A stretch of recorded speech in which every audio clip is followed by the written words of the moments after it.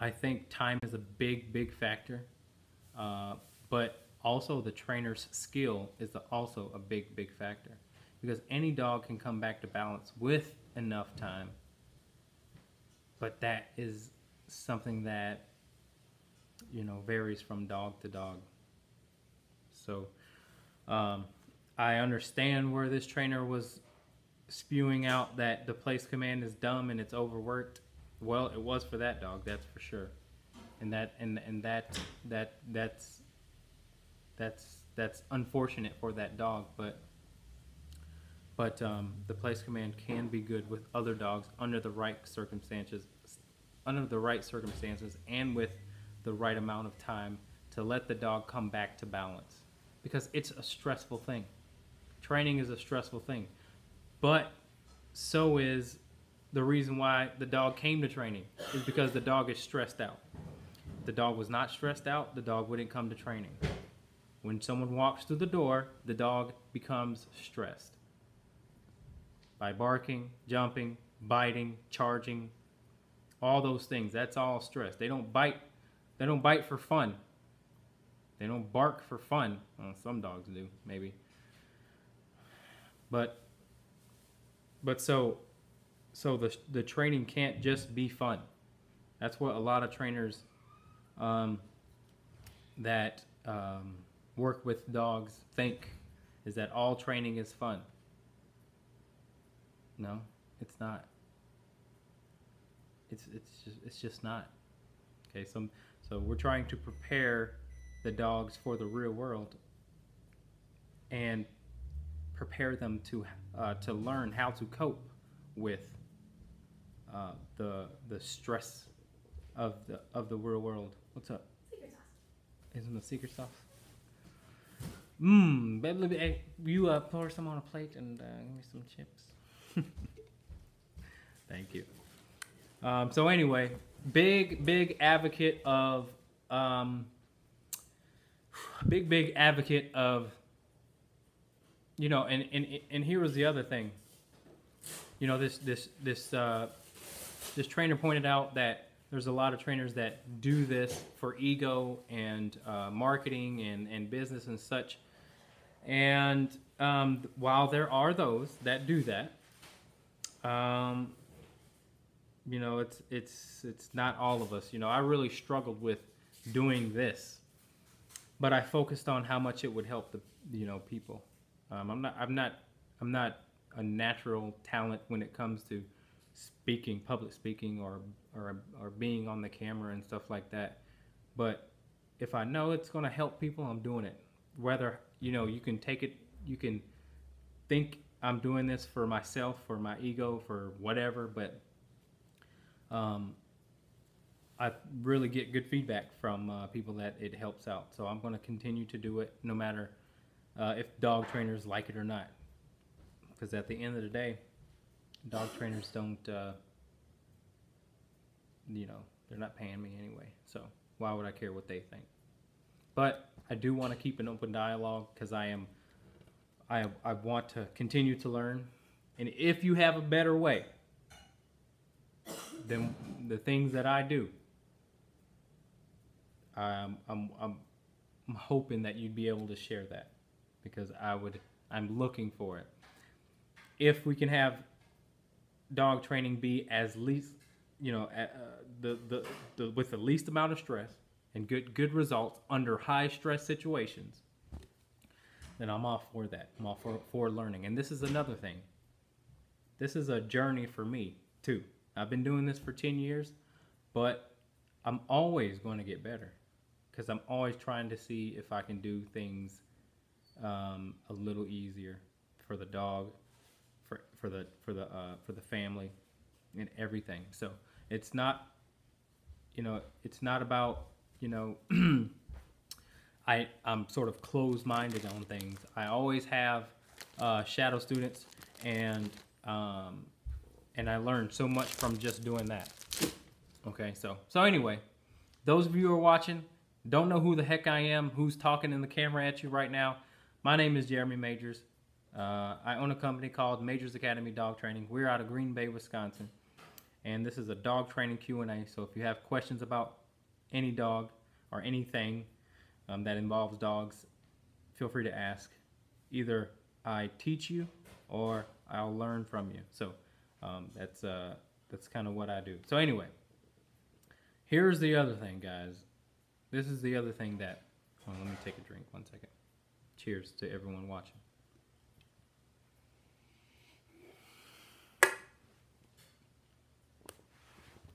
Hold on. I hope I don't have any questions. Uh-oh, I got to check on this. I may have missed. Bear with me.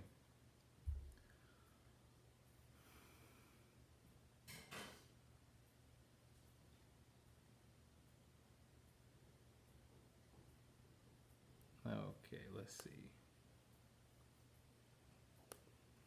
Oh boy. All right, sorry guys. I didn't see them questions on my phone, but I got a whole bunch of questions. So bear with me. I will get to everyone's question. All right. Holy smokes. All right, Kirsten, please help. I have a deaf blind in one eye with seizure disorder foster. 4 months. Question. Is he constantly walks up between my legs and bites my ankle and calf. Of course, he doesn't respond to anything verbal, so I put my hand down like a claw and correct him by poking him in the shoulder when he bites. He keeps coming at me and will growl. If I walk away, he bites again. Not thinking it's hurting, but dang, I'm bloody. Oh, shit. Okay. You work with some interesting characters, I have to say. But here's what I would do. This is what I would try. I'm going to try a couple of things. First and foremost, what I've learned, cheers, B. First and foremost, what I've learned on the health aspect, and this is something that I do with my dogs. This is something that I do personally. This is something my wife does as well. But we do this, we practice this thing called intermittent fasting. And what that means is we have a certain window of eating, and we don't eat breakfast. So I eat from 12 to 8 p.m. 12 p.m. to 8 p.m. and don't eat until the next day at 12. What that does, sometimes it's been known to help people and dogs with seizures. So you may want to look into that. Google ketosis sanctuary.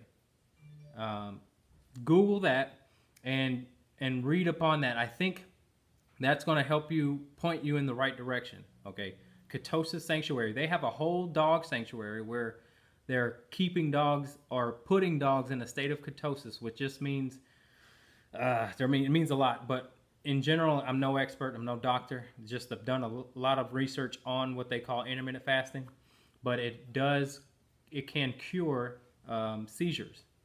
Anyway, secondly, what I would do is stop walking away from the dog. You need another tool to sort of create a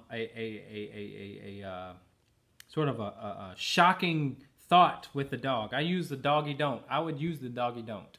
All right, or the pet convincer. You need something to get the dog to really realize that what it's doing is not okay. And sometimes your claw and whatever you're doing is not enough. You have to add something different. Okay? You wouldn't believe the results of that doggy don't now. I've got neighbors whose dogs... Liz, will you call your dad? He called me. I've got neighbors who has dogs who are so into car chasing every single car. They are just home. Every single car that drives by, they have to bark at it. It's almost like it's so reactionary that they can't help it. It's like ingrained in them that they have to react to every car, right? So, and they also do that with humans walking by. Bark, bark, bark, bark, bark, barking, barking. Two Shih Tzus. And so they're small and maybe they don't think it's a big deal, but I really think it's a big deal and it bothers me. So for the first time, I've been here since November. So for the first time, I was like, all right, enough's enough. I walked out there. I was just walking to my mailbox to get my mail. Here come them. I had the doggy don't, and I just went, eh. And they both looked at me like this, and then they both walked away. And you would not believe it, but today, tons of cars driving by. They were just laying down and relaxing. All right, so I say that to say some dogs need that intervention that just is like a brick, not like a brick wall, but just something that opens up their mind, so that they can start to just not react. React is like a one-way road. Cars do nothing but go one way, right? But what happens when you create a little bit of confusion with that pet convincer? Then they start to be able to do certain things or different behaviors, or it was a great feeling today to see those dogs just lay down in the yard. I've never seen them lay down before. They're usually just barking, which is unhealthy for the dog. It's constant stress, and they ignore it because the dogs are small, but it's constant stress. So anyway, that's what I would try. All right, and let me know. Keep me updated on that dog. That's a special case there.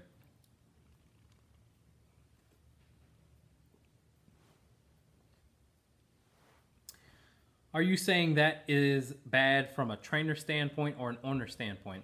Our prior male, Roddy, went to his kennel whenever he felt too much anxiety. We always welcomed this as we saw it as him putting himself in the time outs to relax himself. Here's the deal, Kim. It could very well be that. Now look, on the surface, it seems like, okay, he's going there and he's doing it. But what we have to ask is, why is he doing that? And should he be doing that? Should we allow the dogs to be stressed if there's nothing to be stressed about? I don't think so.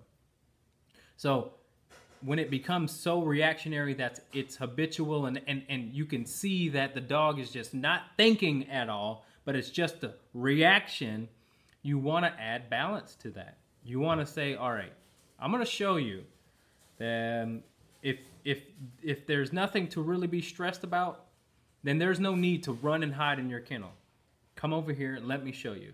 All right, so you just don't want things to be so ingrained, habitual chain reaction where the dog goes, oh God, and goes into the kennel. That's not healthy in my opinion. All right, thank you for your question.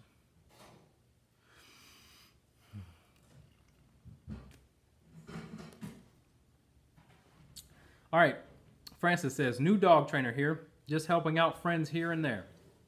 Have had great success with basic prong conditioning. Typically, it takes one meaningful leash correction, usually at the first threshold, before they tune in and start checking in with me. Today, I had a dog who was respecting the prong pressure and corrections, but wasn't checking in with me as I like.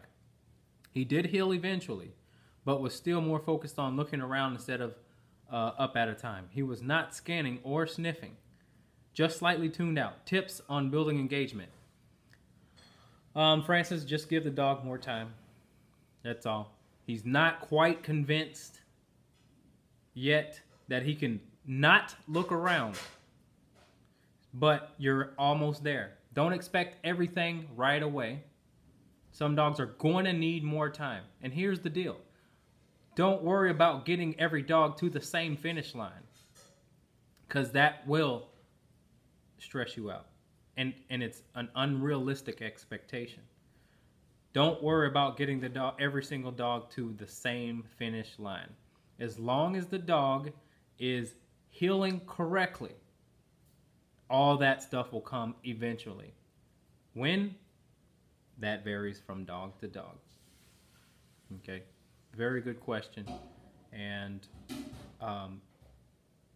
thank you for asking, because I know that there's a lot of trainers out there that really struggle with this. We just had a trainer that asked us, they had said that a lot of their clients only ask for 1 week or 2 weeks, and they prefer 3 weeks.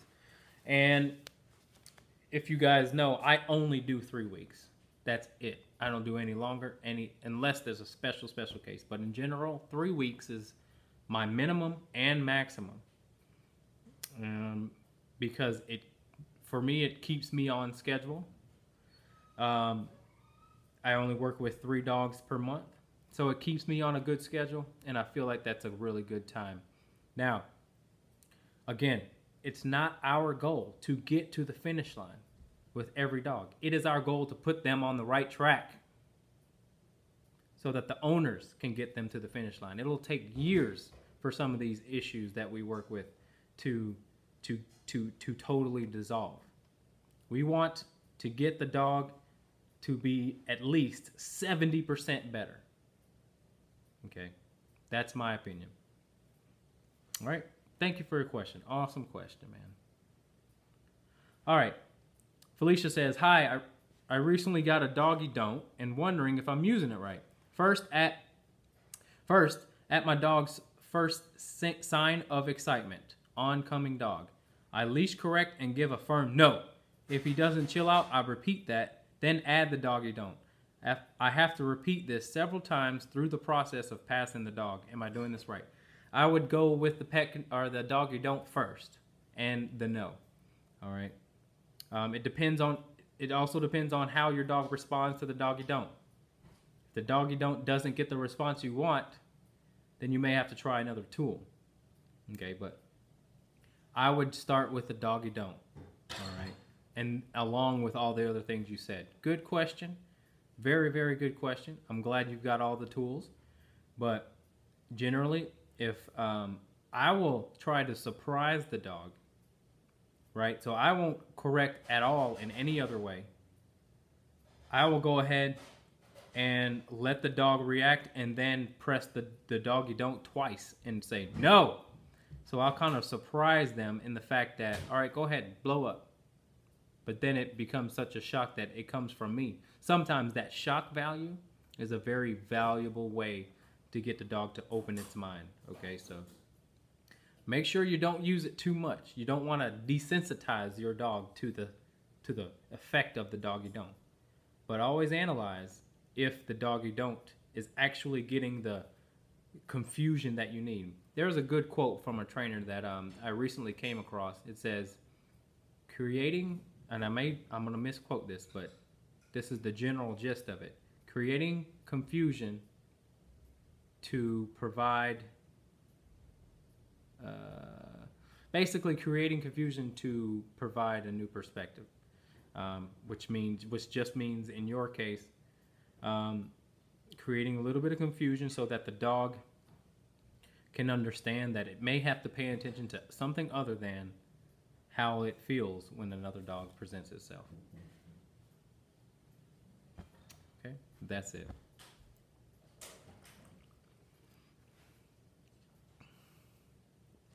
Okay, thank you for your question.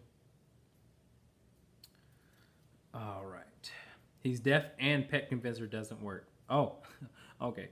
So sorry, because he won't hear the daggum pet convincer or the doggy don't. He could feel the air of the pet convincer though. You can try that. Or you can teach the dog the place command. I've taught deaf dogs the place command so that they don't do that. But you're going to need something that's going to intervene. You can even e-collar train that dog. The dog can feel then. In my opinion, deaf dogs always have a heightened sense of their other senses are even heightened more visual. They're more visual because they have to be. So deaf dogs can easily learn hand signals. It's just my experience. 1 week is not enough for anything. I hear you, bud. I absolutely agree. How do I get my dog? Shavana says, how do I get my dog to stop jumping on the furniture? I have a huge bay window that she likes looking out of, but sometimes I don't want her up there.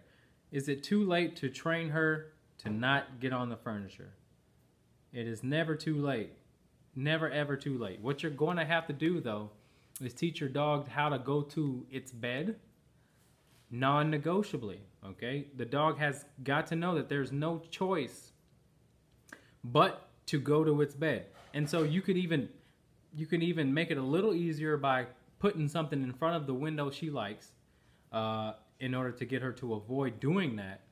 But what you're going to have to work through is you reinforced that behavior because you liked that she liked to look out the window.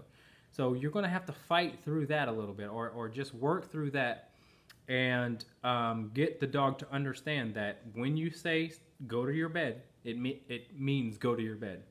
All right, so she'll start to lose the need to look out the window, because looking out the window for dogs can be their way of controlling the situation.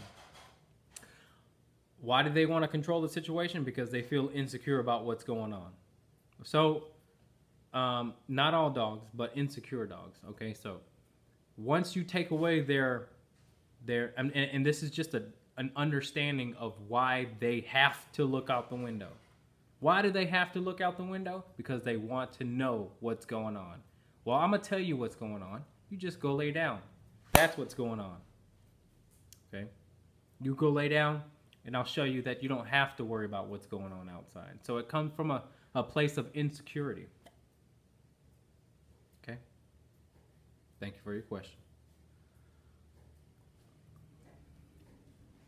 Hey guys, feel free to answer or ask multiple questions, okay? You're not limited to one question. Let's keep this conversation rolling. If you have any questions about anything, let's keep it going. If you have a breed question, you know, a lot of people have different breeds and stuff like that. What I want to talk about is genetics and the power of genetics, but we can get into that in another thing, because I can talk a whole hour about that. All right. I'm glad you guys are watching, and I hope you're having one with me. Okay. Let's see. Also, if an oncoming dog is unruly, do I turn around and avoid, or do I keep forward and keep doing my dog corrections? So this is what I would do, Felicia. I would evaluate how intense your dog is when it comes to oncoming dogs. If your dog is not ready for that yet, then I would turn and avoid, okay? You don't want to overwhelm the dog. You want to avoid that. Don't be, you know, it may be too much too soon for the dog. And so evaluate how intense your dog actually is. And then if you can find a dog that's more, or if you can find situations where dogs are more calm or less crazy, then try those, right? Because the more time she sees dog and they're calm, the more susceptible the dog's going to be listening to you when there's a crazy dog. Now, again, it's a difficult situation for a lot of dogs. We can't expect every dog to be 100% good when it comes to a crazy dog on leash. I mean, are you calm when you see a crazy dog on leash? I don't know. So what I don't want is to give people unrealistic expectations. You want to keep your dog around calm dogs, but you sometimes got to give your dog the benefit of the doubt when you are passing a crazy dog. The dog sees that other dog and says, man, you're this close. The dog says, you're this close for this situation to become a crazy situation. That leash pops, that clasp unhinges, and they do. Then it can be bad for me. This is still what the dog is thinking. So you look crazy. I don't feel safe. This is how I cope with not being safe, which is acting how they act, you know. So it's a sensitive, touchy scenario to have a dog on leash passing a crazy dog, because you're taking one way of the dog dealing with conflict, you're taking that away, which is to get the heck out of there because they're on leash. So that's that. Okay, I think I got everybody's question. Let's see. Yep. Hi, recently. Yep. Okay. All right. All right. Let me refresh this to make sure I got everybody's question. Oh, no. I got another question. Shoot. Bear with me. Okay. All right. I started using a spray bottle instead of the pet convincer. Works. Yeah, if the spray bottle works, whatever works and whatever's fine and fair to the dog, I don't care what you do. If you find something that works that I haven't mentioned, please tell me, because I'll try it. Okay? All right. Let's see. I was in a meet and greet with my 4-month-old boxer lab mix. The people had a pit mix. The pit was totally uninterested in my pup. What's up with that? Well, if it was uninterested, it could have been insecure about the pup. Uninterested could possibly mean I want nothing to do with it because I don't want that puppy energy around me. So that can mean that. Or there are truly dogs that really don't care about another dog's presence. So yeah, there's a couple of things that can mean. But yeah. Shavana says, how do you know when my dog is ready to be left out of the kennel while I'm away for a few hours? Or should they always be kenneled? My dog is 1, but he's fully potty trained and doesn't get into anything. Well, if he's fully potty trained and doesn't get into anything, then why is he in the crate? Looks like he's good to me. Good to go. Yeah. Potty trained, doesn't tear anything up. That's the main reasons why we kennel them. So yeah, try it. You know, try maybe short sessions. Go to the convenience store, come back, see how he does, you know. Try that. That's pretty exciting though. All right, I've never heard of a doggy don't. I have 2 teddy bears and 1 beagle. The teddy bears bark at everyone who walks by. After a while, my beagle joins in. Would doggy don't work for them? Yes. I'm pretty sure it would. And I say pretty sure because I don't know your dogs. But it could work beautifully. Like I said, those 2 Shih Tzus that are next door. Man, it worked beautifully for them. So I would definitely look into it. Okay. When she was unleashed, she pinned and growled. Okay. So when you let the puppy leash, she pinned and growled. Okay, so you messed up when introducing dogs. You know, you gotta control the puppy. If the puppy's gonna overwhelm the new dog, especially, so if it was in an enclosed environment, that's a mistake. You got to be able to make sure the older dog is not on leash and can get away, or at least has a leash on but dragging the leash and not being held by the owner. I say take a nice pack walk. But if she pinned and growled, then that means the older dog was creating a boundary as well, which is fine and healthy. As long as the dog didn't hurt the puppy. As long as the puppy got the point. So I'm okay with that. On second thought, if she pinned and growled, she was like, all right, you're being obnoxious and I don't want this. So here's being pinned and I'm going to growl at you. So hopefully that puppy respected that because that's just how they learn. Okay? Thank you for your question. Thank you for the conversation. All right, folks, we got about 15 minutes left. Keep them coming. I think I got a few more questions on some other social media sites and some emails, but keep them coming, guys. You can ask as many as you want. I like catering to the people who are live because they're live. But this Q&A will end at 7 p.m. So if you're watching this after 7 p.m. Central Standard Time, we are no longer live, which means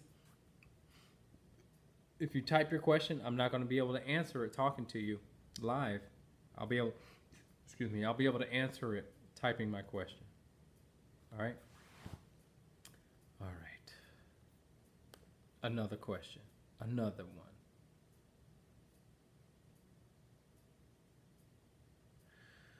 Let's see.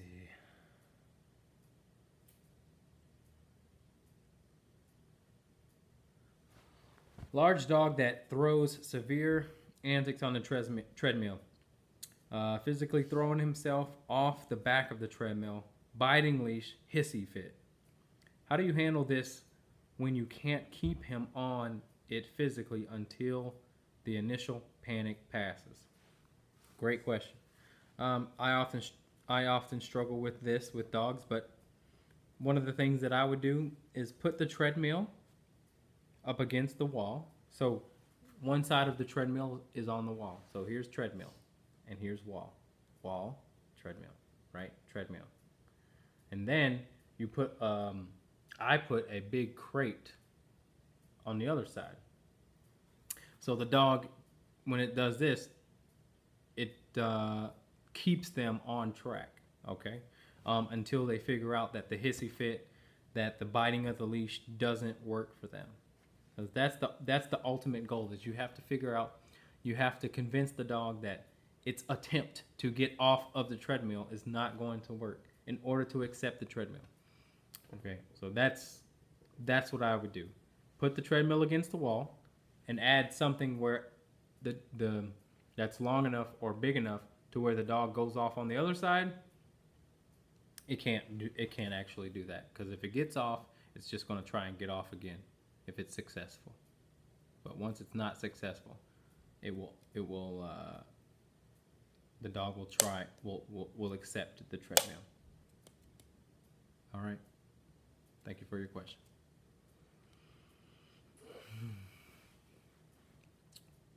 Okay, let's see. You're welcome. When she was unleashed, she pinned the ground. How to get my dog to stop jumping on the furniture. Okay. I think I got them all.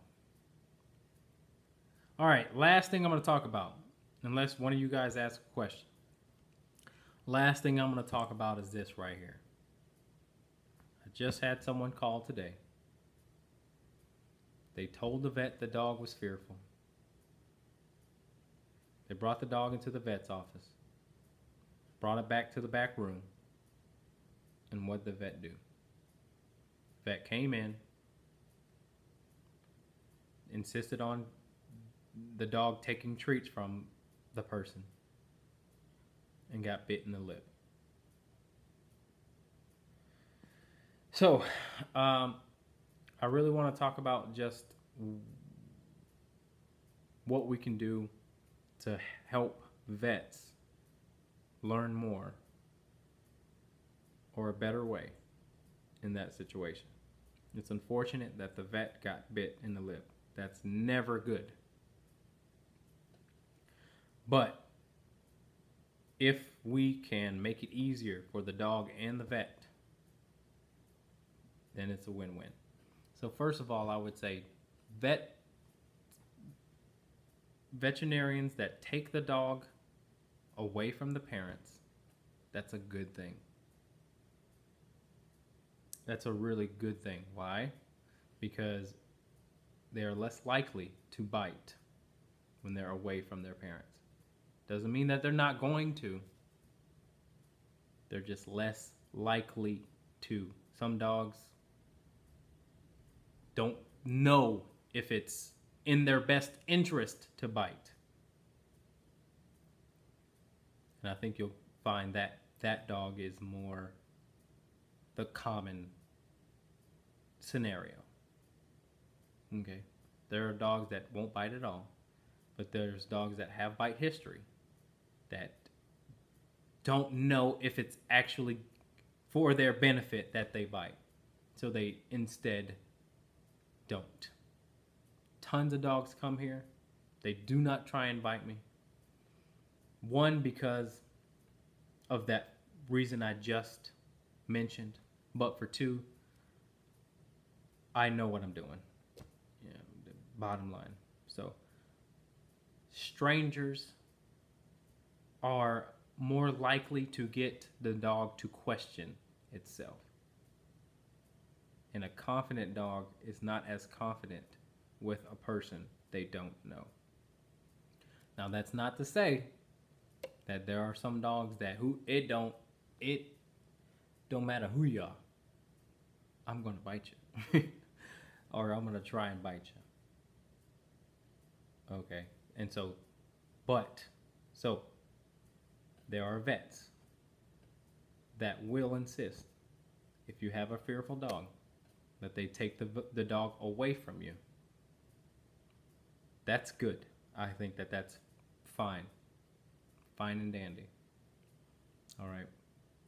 Especially if you have a dog that is very protective of the handler. Now, there are owners that do have more control of their dog than anyone else. Like myself, when people say, there have been vets that says, I'm going to take the dog, and I'm saying, I'm going with the dog. No, I'm coming with. Because I can handle the dog better than you can.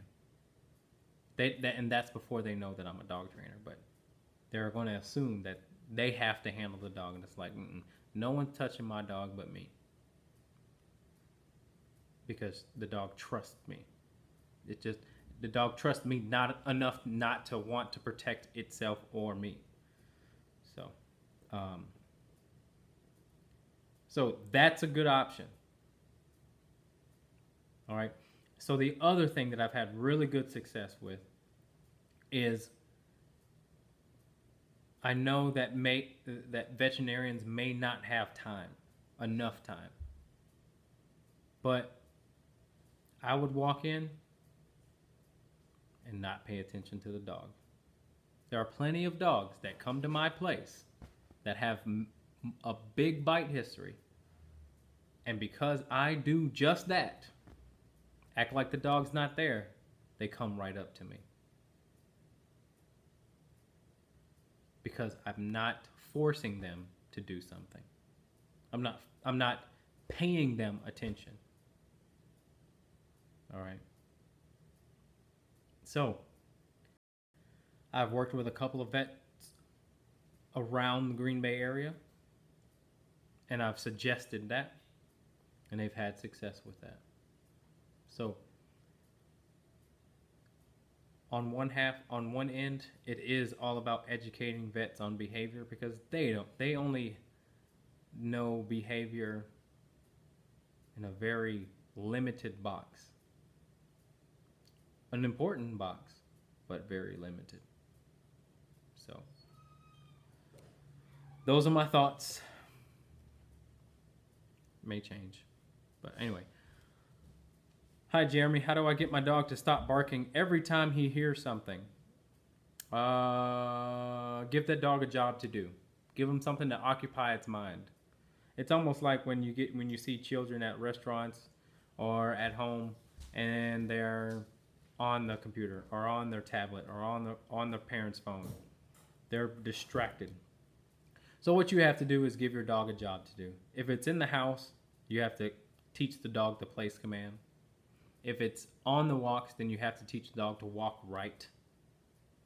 But basically, you have to show that dog that there's no reason to bark. The dog's going to bark when it becomes insecure. So your goal is to get the dog to feel more secure around the environment. But you must be the dog's leader, not be the dog's friend. If the dog looks at you as a friend, then it can do and feel what it wants, which comes with insecurity.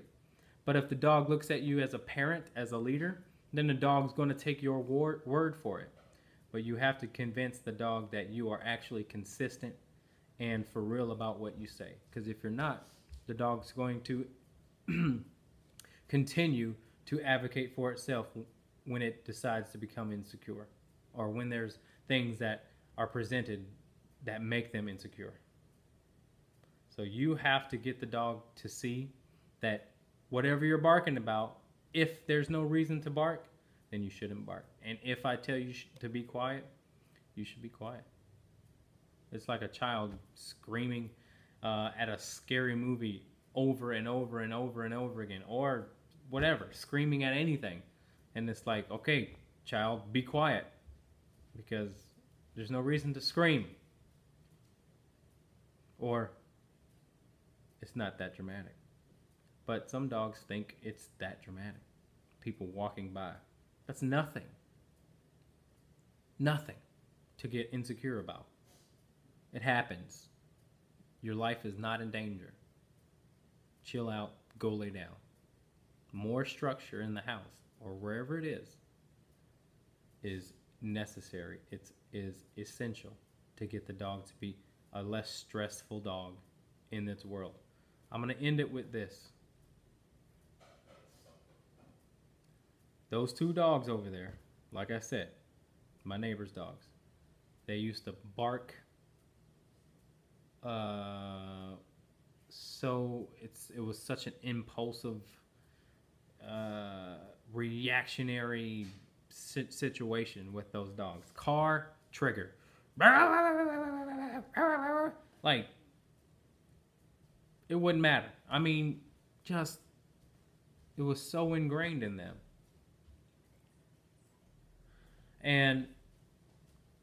But they needed some structure or something to break them out of that habit. And it was the doggy don't that did it. Okay, so I would even try that. Google it if you don't know what that means. It's just doggy don't. And it's on Amazon for $49.95. All right. Anyway, guys, we're going to end it there. It's 6:57.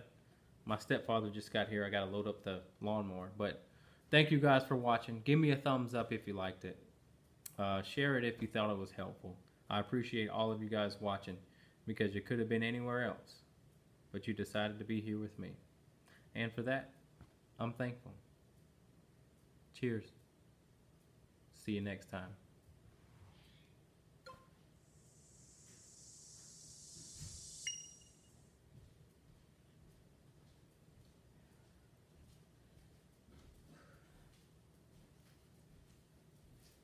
You see here? I thought I heard a door close. That's why I went out there.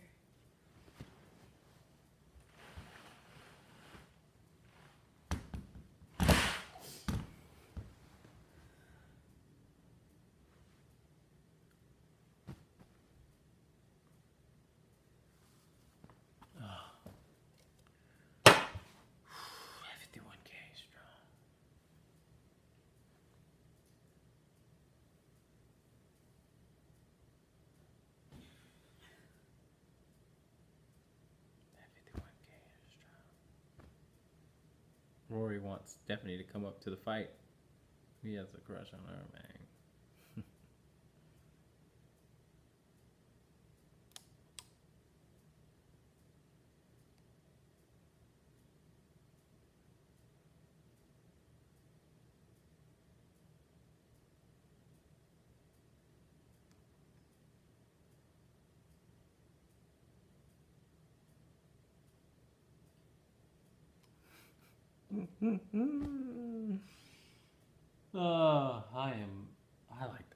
I'm a controversial motherfucker.